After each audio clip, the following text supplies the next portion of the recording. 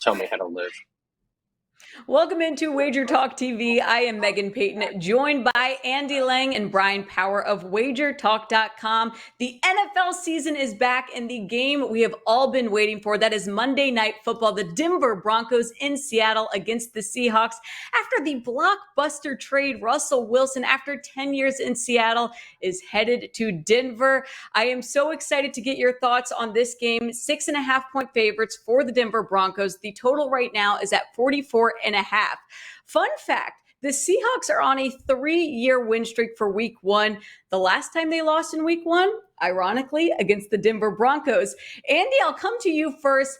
Give me some prop bets that we should be looking for Monday Night Football.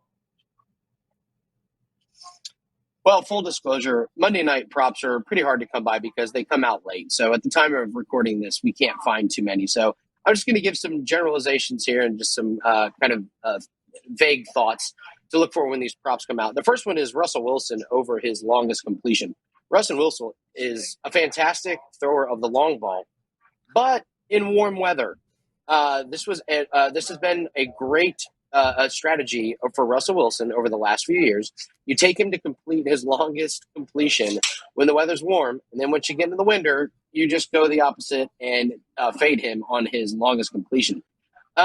He's got some really good threats. I hate that Tim Patrick is not going to be there because I think he could have really helped this Denver offense. But I'm going to roll with Russell Wilson over his longest completion as long as the weather's good. It's been a great strategy. I also am interested to see what this Javonte Williams line is going to be. I feel like he's getting a little bit too much hype. People are forgetting Melvin Gordon is still there.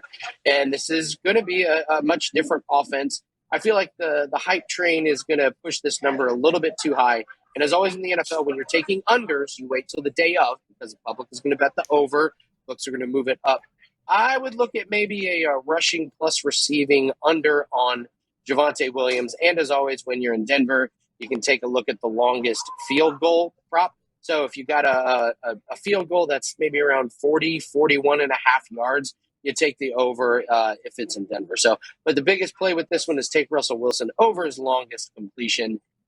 That's been a moneymaker for the first part of the year.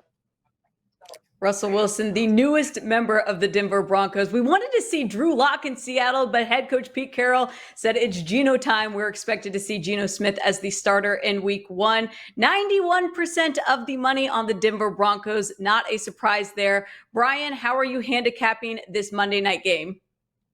Yeah, similar to what Andy said, I tend to like to wait when playing Monday Night Football, at least a few more days than when we're recording this, but it's pretty obvious how the public betting is going to shake out here.